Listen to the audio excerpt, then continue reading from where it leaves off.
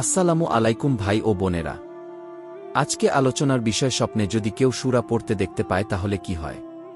তবে পূর্বের মতো আমরা এখনও বলি যে একই স্বপ্নের ব্যাখ্যা ভিন্ন ভিন্ন হতে পারে, তা আপনার বয়স, পেশা, বিবাহিত নাকি অবিবাহিত, নারী নাকি পুরুষ ও আপনার বর্তমান পরিস্থিতির উপর নির্ভর করে।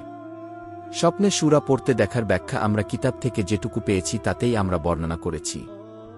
এই রকম আরও স্বপ্নের ভিডিও পেতে আমাদের চ্যানেলটি এখনই সাবস্ক্রাইব করুন। আশা করি আল্লাহর অশেষ রহমতে আপনারা সকলেই ভালো আছেন, আলহামদুলিল্লাহ। স্বপ্নকে আরবি ভাষায় রুইয়া এবং ফার্সিতে খোয়াব বলা হয়। হযরত হুরায়রা রাদিয়াল্লাহু আনহু থেকে বর্ণিত, রাসূলুল্লাহ সাল্লাল্লাহু আলাইহি ওয়াসাল্লাম ইরশাদ করেছেন, রুইয়ায়ে সালেহা তথা ভালো স্বপ্ন আল্লাহর নিকট থেকে দেখানো হয়। তবে স্বপ্নটি সত্য কিনা মিথ্যা হবে তা সম্পূর্ণই আপনার উপর নির্ভরশীল। ইসলামিক হাদিস অনুসারে যদি আপনি পাক পবিত্র অবস্থায় ডান কাঁধ হয়ে ঘুম আসেন এবং রাত 12টার পর থেকে ফজর আজানের আগে যদি কোনো ভালো স্বপ্ন দেখে থাকেন, তাহলে এটি আল্লাহর নিকট থেকে দেখানো হয়েছে এবং খুব অচিরেই আপনার স্বপ্নটি সত্য হবে ইনশাআল্লাহ। স্বপ্নের এই ব্যাখ্যাটি আমরা ইবনে সিরিন রহমতুল্লাহি আলাইহি এর স্বপ্নের তাবির বই থেকে নিয়েছি। সূরা শুআরা পড়তে দেখলে স্বপ্নদ্রষ্টাকে মহান আল্লাহ অশ্লীল কাজ থেকে বিরত রাখবেন। সূরা নামল পড়তে দেখলে স্বপ্নদ্রষ্টা নেতৃত্ব লাভ করবে।